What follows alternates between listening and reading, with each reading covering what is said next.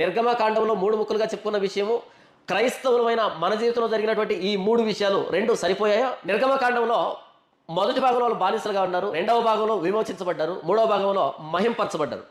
కానీ రియాలిటీలోకి వస్తే, వాస్తవ క్రైస్తవ జీవితంలోకి వస్తే, ఇంతవరకు నేను చెప్పాను చూసారా, నేను చీకట్లో నుంచి వెలుగులోకి వచ్చాను, విమోచించబడ్డాను, ప్రభువైన యేసుక్రీస్తు పరిశుద్ధాత్మ దేవుని అనుగ్రహించాడు.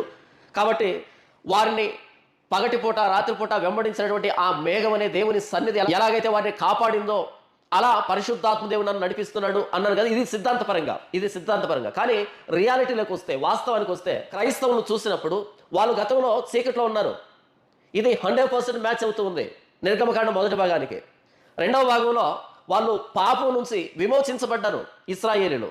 క్రైస్తవ జీవితానికి వస్తే నిజంగానే క్రైస్తవులు అందరూ 100కి 100 మంది అందరూ పాపం నుంచి విమోచించబడ్డారా అన్న దగ్గర ప్రశ్నార్థకం ఏర్పడుతూ ఉంది. ఇశ్రాయేలీయులు గతంలో బానిసత్వంలో ఉన్నారు, మనం కూడా గతంలో పాపంలో ఉన్నాం, సరిపోయింది. ఇశ్రాయేలీయులు ఐగుప్తు నుంచి ఎర్ర సముద్రాన్ని దాటి ఇటువైపు వచ్చారు, స్వతంత్రంగా విమోచించబడ్డారు, బాగుంది. అలాగే క్రైస్తవులమైన మనం అందరం 100కి 100% మంది గతకాల పాపాల నుంచి ప్రభువైన యేసుక్రీస్తు వారి రక్తం ద్వారా విమోచించబడి క్రైస్తవంలోకి వచ్చామా అంటే ఇక్కడ ప్రశ్నార్థకం.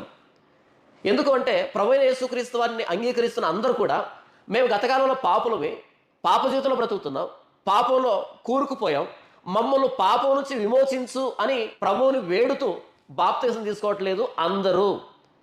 కొంతమంది వేళ్ల మీద లెక్క పెట్టేంతమంది మాత్రమే నేను పాపిని, నా పాపాల నుంచి నన్ను విమోచించు ప్రభువా, నీవు నా కోసం శిలువలో ప్రాణం పెట్టావు. ఆ రోజు ఫరో సైన్యం తరుముతూ ఉన్నప్పుడు ఎర్ర సముద్రాన్ని దేవుడు చీల్చాడు, ఎర్ర సముద్రాన్ని ఎండబెట్టి ఇశ్రాయేలుని 6 నెలల మీద నడిపించుకుంటూ వచ్చాడు కదా.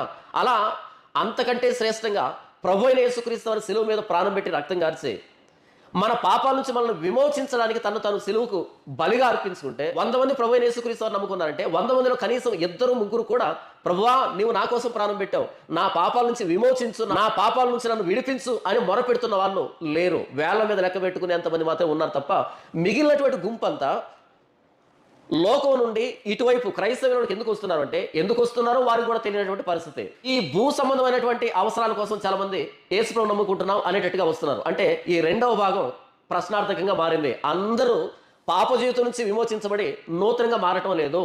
ఇక మూడవ భాగానికి వస్తే, ఎప్పుడైతే ఇశ్రాయేలు వాగ్దాన ప్రజలుగా చేపట్టారో నిర్గమకాండం చివరికి వచ్చేటప్పటికి వాళ్ళు మహింపరచబడ్డారు.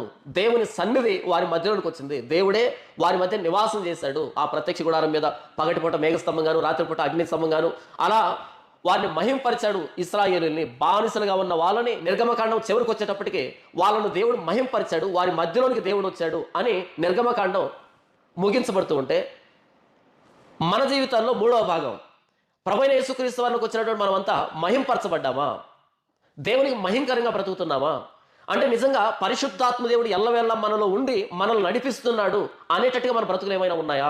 ఎందుకనగా తన కుమారుడు అనేక సహోదరులలో జ్యేష్ఠుడగునట్లు దేవుడు ఎవరిని ముందు ఎరిగెనో వారు తన కుమారునితో సారూప్యం గలవారొకటకు వారిని నిర్ణయించెను. మరియు ఎవరిని ముందుగా నిర్ణయించెనో వారిని పిలిచెను, ఎవరిని పిలిచెనో వారిని నీతిమంతులుగా తీర్చెను, ఎవరిని నీతిమంతులుగా తీర్చెనో వారిని మహిమపరిచెను. క్రైస్తవులమైన మనల్ని దేవుడు సువార్త ద్వారా మనల్ని పిలవడానికి, మనల్ని ఎందుకు ఆయన ముందుగా తన కోసం నిర్ణయించుకున్నాడు అంటే తన కుమారునితో సారూప్యం గలవారొకటకు, ప్రభువైన యేసుక్రీస్తు వారి లాంటి వ్యక్తులుగా తయారు కావడానికి దేవుడు నన్ను ముందుగా నిర్ణయించుకున్నాడు, ఏర్పాటు చేస్తున్నాడు అని ఈ లేఖనం చెప్తూ ఉంది.